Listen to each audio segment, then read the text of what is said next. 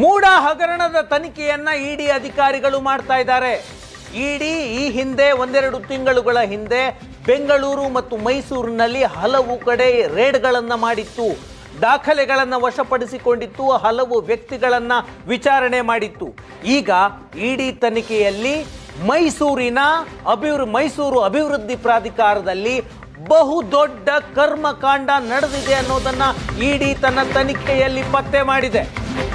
ಇಡಿ raid ಮೂಲಕ ಮತ್ತು ತನಿಖೆಯಿಂದಾಗಿ ಮೂಡಾದಲ್ಲಿ ಒಂದು ಬಹುದೊಡ್ಡ ಮಹಾ ಹಗರಣ ನಡೆದಿದೆ ಅನ್ನೋದು ಬಯಲಾಗ್ತಾ ಇದೆ.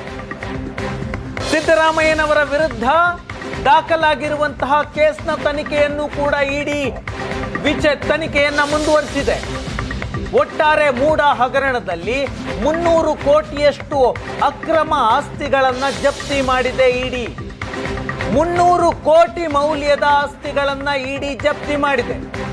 ಸಿದ್ದರಾಮಯ್ಯನವರ ಪತ್ನಿಗಷ್ಟೇ ಅಲ್ಲ, ಭಾರಿ ಪ್ರಮಾಣದಲ್ಲಿ ಅಕ್ರಮ ಸೈಟ್ ದಂಧೆ ನಡೆದಿದೆ ಅಂತ ಇಡಿ ಸ್ಪಷ್ಟವಾಗಿ ಹೇಳ್ತಾ ಇದೆ. ಮೂಡ ಅಕ್ರಮದಲ್ಲಿ ಭಾಗಿಯಾದವರ ಒಟ್ಟು 142 ಆಸ್ತಿಗಳನ್ನ ಜಪ್ತಿ ಮಾಡಿದೆ. ಅದರ ವ್ಯಾಲ್ಯೂ 300 ಕೋಟಿ. ಇದು ಮೊದಲ ಹಂತ. ಇನ್ನು ತನಿಖೆ ಮುಂದುವರೆದಿದೆ.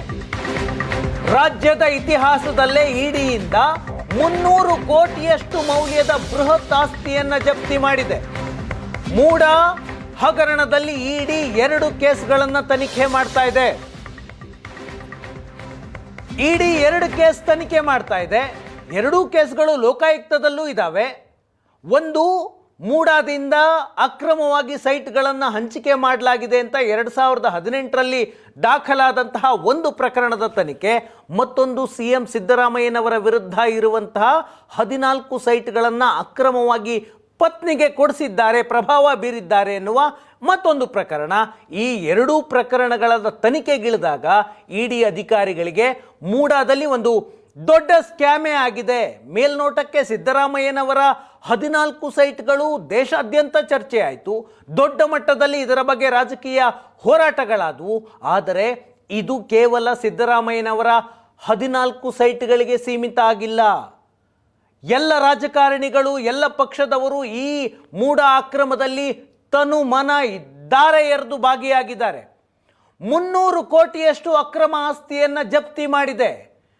ಇನ್ the history of Karnataka ED ಮಾಡಿದಂತಹ ಬೃಹತ್ ಆಸ್ತಿ ಜಪ್ತಿ ಇದು.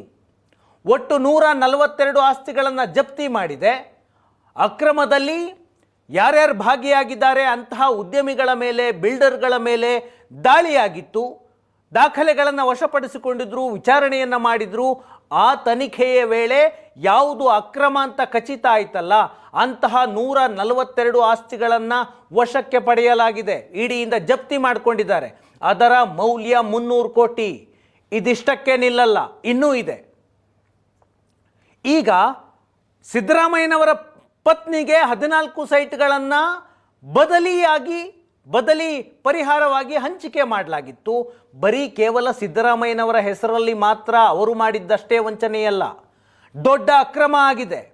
ಸಿಎಂ ಪತ್ನಿ ಪಾರ್ವತಿಯವರಿಗೆ ಬದಲಿ ಪರಿಹಾರ ಕೊಟ್ಟಂತೆ ಆ ರೀತಿಯಾಗಿ ಸಾವಿರಾರು ಜನರಿಗೆ ಬೇಕಾಬಿಟ್ಟಿ ಸೈಟ್ಗಳನ್ನು ಹಂಚಿಕೆ ಮಾಡಲಾಗಿದೆ. ಉದ್ಯಮಿಗಳಿಗೆ ಪರ್ಯಾಯ ಸೈಟ್ ಹಂಚಿಕೆಯಾಗಿದೆ. ಪರ್ಯಾಯ ಸೈಟ್ ಪಡೆದವರು ರಿಯಲ್ ಎಸ್ಟೇಟ್ ವ್ಯವಹಾರ ಮಾಡಿ ಕೋಟ್ಯಾಂತರ ರೂಪಾಯಿ ಲಾಭ ಮಾಡಿಕೊಂಡಿದ್ದಾರೆ.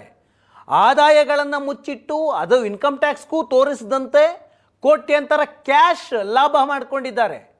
ಇಡಿ ತನಿಖೆಯಲ್ಲಿ ನಗದು ರೂಪದಲ್ಲಿ ಭಾರಿ ಪ್ರಮಾಣದಲ್ಲಿ ಅವ್ಯವಹಾರ ನಡೆದಿರೋದು ಪತ್ತೆಯಾಗಿದೆ. ಜೊತೆಗೆ ಕಪ್ಪು ಹಣವನ್ನು, ಬ್ಲಾಕ್ ಮನಿ ಬಳಸಿ ಒಟ್ಟಾರೆ ಟ್ರಾನ್ಸಾಕ್ಷನ್ಗಳಾಗಿದೆ. ಅದು ಅಕ್ರಮ ಹಣ ವರ್ಗಾವಣೆಯಾಗಿದೆ ಅಂತ ಇಡಿ ಸ್ಪಷ್ಟವಾಗಿ ಹೇಳ್ತಾ ಇದೆ. ನಿನ್ನೆ ಇಡಿ ಅಧಿಕಾರಿಗಳು ವಿವರವಾದಂತಹ ಒಂದು ಪ್ರೆಸ್ ನೋಟನ್ನು ಕೊಟ್ಟರು. ಆ ಪ್ರೆಸ್ ನೋಟ್ನಲ್ಲಿ ಸಿದ್ದರಾಮಯ್ಯನವರ ಹೆಸರನ್ನು ಇಡಿ ಉಲ್ಲೇಖ ಮಾಡಿದೆ. ಸಿದ್ದರಾಮಯ್ಯನವರಿಗೆ ಸಂಬಂಧಪಟ್ಟಂತಹ 14 ಸೈಟ್ ಅಕ್ರಮ ಹಂಚಿಕೆಯ ಕೇಸನ್ನು ಇನ್ವೆಸ್ಟಿಗೇಷನ್ ಮಾಡ್ತಾ ಹೋದಂತೆ 300 ಕೋಟಿಯಷ್ಟು ಅಕ್ರಮ ಆಸ್ತಿಯನ್ನು ವಶಪಡಿಸಿಕೊಂಡಿದ್ದೀವಿ ಅಂತ ಇಡಿ ಪ್ರೆಸ್ ನೋಟ್ನಲ್ಲಿ ವಿವರವಾಗಿ ಹೇಳಿದೆ. ಇದು ನಿನ್ನೆ ಇಡಿ ಕೊಟ್ಟಂತಹ ವಿವರ. ಇವತ್ತು ಅದಕ್ಕಿಂತಲೂ ಭಯಾನಕವಾದಂತಹ ಸುದ್ದಿ ಬಂದಿದೆ.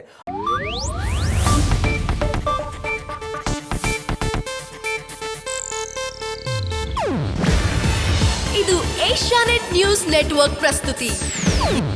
ನೀವು ನೋಡ್ತಿದ್ದೀರಾ ಏಷ್ಯಾನೆಟ್ ಸುವರ್ಣ ನ್ಯೂಸ್.